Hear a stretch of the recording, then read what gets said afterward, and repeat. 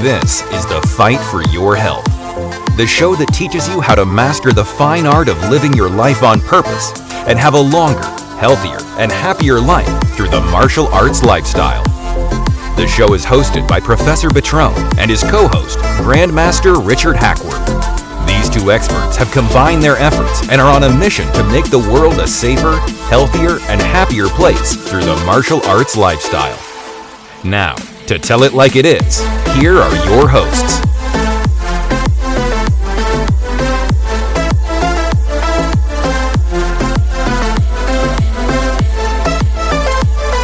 Ladies and gentlemen, boys and girls, children of all ages, it's the time of the week that you've all been waiting for. It is the Fight for Your Health TV show with Professor Betrone. I am your co-host, Richard Hackworth, and we look forward to presenting you a very special topic today. And today's topic is why we need women in martial arts leadership roles. And I think Professor Betrone can really give us some great examples as to how this helps the school, because he has a female instructor in his school as well and can talk about developing them as leaders and so on. So Professor Betrone, come on in. How are we doing today? I hope everybody's doing well. Today, the subject matter is women leaders in martial art. Believe me, women have always been leaders in the martial arts since before we started acknowledging them.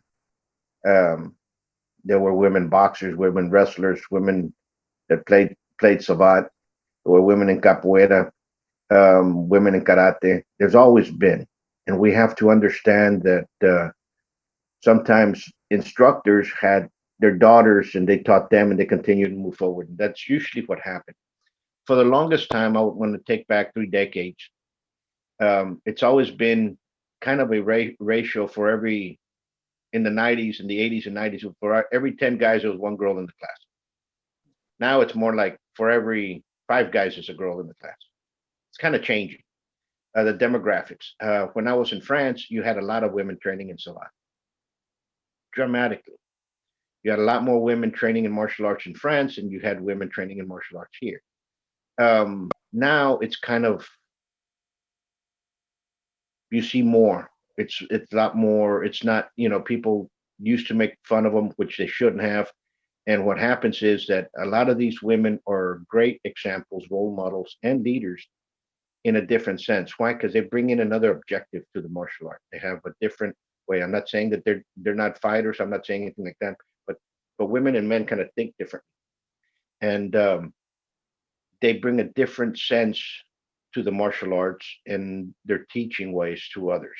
Okay, I've had a lot of men say, "I don't want to go train in that school because there's a woman sensei, or we're not going to support her because that Sifu's a woman and she's teaching, and we're not going to get associated with her." Well, wait a minute, but her instructor was your instructor. What kind of BS is that?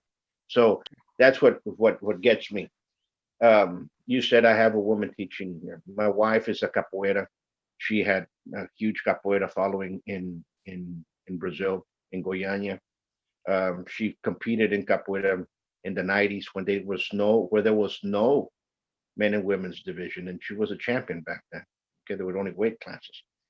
The difference between capoeira and here is that here in the United States, I would say that there's about 80%, no, not, I wouldn't say that. I would say about 70% more women to men ratio, okay? Because it is a martial art that is taught more in the dancing arts areas in universities and colleges. So you see a lot more women flowing into capoeira. You start seeing a lot more women, I believe, in Taekwondo now than you have before. So guys out there, please rest assured that if women are coming up and they're going to be very strong in the near future. Why? Because not only are they great fighters, they're great teachers, and they have a patience more so than we do. And to me, a woman martial artist is a different, it's needed, and we've always had them. And congratulations, ladies, for what you all are doing, because you're excellent role models. Well, I think the part about being a role model is very important because, a lot of people say, well, you should have women for, for inclusion and for diversity. And it's like, that's not it at all. Those are two of the least reasons I care about this. The number one reason that women need to be in martial arts is they are 10 times more likely to be the victim of a violent attack than a man. That reason alone is the primary purpose for moving women into leadership roles, because those women senseis probably fought off a sexual assault in middle school or high school. They fought off people trying to steal their purse. So they have real world experience to bring to the table outside of just, their nature for being a little more uh, patient. And if you look at the public school system, the as far as teaching goes, women are primarily the teachers of our children across the board worldwide. And to ignore that in the martial arts community really shortchanges us, because there are a lot of really great female teachers who understand curriculum and standards and all of these things that will serve with pride and make sure that the standards are met, because they're used to doing that as a teaching profession in the public schools and universities. So when people talk about getting women in leadership roles in instructor training, they bring to the table a very unique set of values and skills that as men we don't always think about. But for the students, it's important, particularly the children, because they're victims of bullying on a regular basis. All of these reasons that women have a better understanding of what they need to do with teaching. So I think that's, some of the biggest reasons for me. And like you mentioned before, the sensei bringing his daughter, same thing goes with a female sensei. She has daughters, she's going to make sure they train, that learning self-defense is important, and it becomes something that the family values because they value the safety of their children. And I think every good parent should. Absolutely. You made an excellent point, especially for self-defense. Um, that's the reason they should, and they should understand that. And moms out there, if you're listening to this, dads out there, if you're listening to it, the first thing you all should do is actually enroll your daughter into a martial arts school with confidence. I'm going to tell you why. Over this past many years, I always have folks calling, oh, I'm going to take my daughter the next class you're there. And all of a sudden the month passes. I'm going to be there next class to enroll my daughter. 6 months passes, the same phone call is coming that they're going to bring them over. Years pass, and then you run into that person in the school, and they'll tell you, "Hey, professor, how we doing? You know what? My daughter's going off to college. Do you think you can teach her something in the next couple of weeks for her to take off for us to feel safer?" Well, you should have enrolled her when she was in grade school when you guys were calling. Don't procrastinate. Teach your daughters how to defend themselves. Why? Because we're not going to be with them.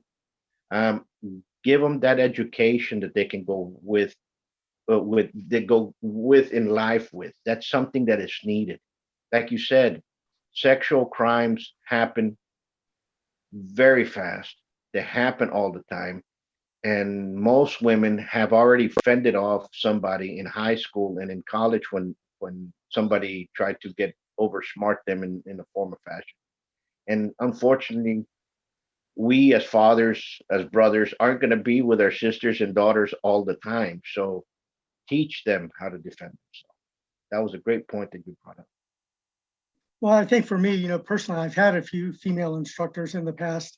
And if anybody watching the show today has had a female instructor, if you feel free to comment yes, or even name your instructor if you'd like to give her a little recognition. We're all for that. So, but yeah, definitely, their experience is something that we can't ignore. And when we say that self-defense is our primary reason for doing martial arts, we have to take into account the needs of the people who are most likely to be victims of a violent attack. And unfortunately, in our society, that is women and children. Sure. So to point this out for the ladies out there, don't waste time or don't procrastinate in saying, you know what, let me get in a diet first before I go into school, into a martial arts school. Let me get fit before I go into a martial arts school. Let me get some cardio in before I go into martial arts school. Do it now. All that you're going to get in a martial arts school if you're serious about it. You're going to start getting fit. You're going to start feeling better about yourself. You're going to start everything's going to come inside. You're going to start developing. Do it fast, and talk to the martial art instructor that's in your area. Reach out to him and say, "Can I do a class?" Go to the class. Go to several schools, and then find the one that fits your need the best. Okay. Always don't go with the cheapest, but go with the person that's going to be, how can I put it, be the one that you feel comfortable with, the school that you feel comfortable with. And also look at their older students, their senior students, because that's what you're going to become. That's the type of image you're going to be. So look at all those factors. We're master. So as far as promoting female students into leadership roles, I think that the first step of the process is to pair them up with the lower ranks, to let them get a little experience explaining things. And then as you see that they're getting the hang of that, invite them into the instructor training program so that they can learn about lesson plans and the curriculum and things like that. And I think that you'll find that they're very open to it. One of the things that was interesting for me was that when I lived in Korea, the Taekwondo school that I was interning at, there was another Taekwondo school at the end of the street with a female master, 2 female instructors, and all female student body, over 300 little girls training at that school under female teachers. And I just thought that was amazing that they've grown the acceptance of martial arts training for females to the point that they have their own schools. Absolutely. Absolutely. And you see that in other countries. We don't see that in the United States, and we have to come up with that. We have to start leading that. We have to start building out there. There's great female instructors out there. Don't get me wrong. There's a lot of great female instructors like Grandmaster Herdsman, um, um, that she's out there in the Philadelphia, Pennsylvania area. There's many, many, many out there, that have schools that are producing. So look for that. Well, I know for me, one of my favorite martial artists is Andrea Harkins, Oh, for sure. who's commonly known as the martial arts woman, who she does her own podcast and articles. She's written a number of books. And what I like about her is that she has the experience to back up everything that she's saying. She came up through the ranks in a hard style school studying Tang Sudo, Korean karate. She had competed in forms and sparring, so she knows what it's like to get hit and to hit people.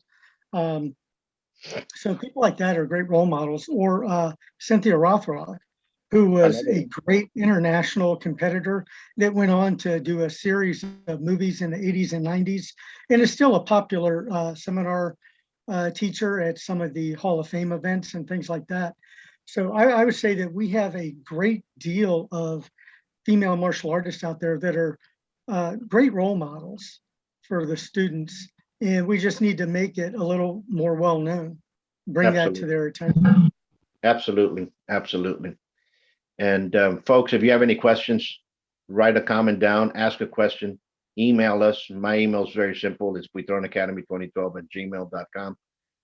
Ask questions, because those questions, we can make further shows on it if they're good questions. Like this question came in a while back, and we said we have to make a show on it because this is a question that is needed. And thank you all for sending it in. We're running out of time, so we're gonna leave you all with, you all stay safe, be safe, continue forward in the martial arts. If you haven't enrolled in a school, enroll yourself or your children. Believe me, the benefits that they're gonna gain are phenomenal. And remember this: join a martial arts school, not for today, not for tomorrow. Learn it for the future. Join for the future. Start doing something for the future. You're not going to see the results now. You're not going to see you're going to see the residual effects when your son, your daughter turns 18, they're off to college. When, you're going to see that then. Absolutely. And I'd like to thank everyone for watching today. If you have a favorite female martial artist from film or competition, drop their name in the comments below, and we look forward to seeing you next time. Peace. Much peace. Stay safe.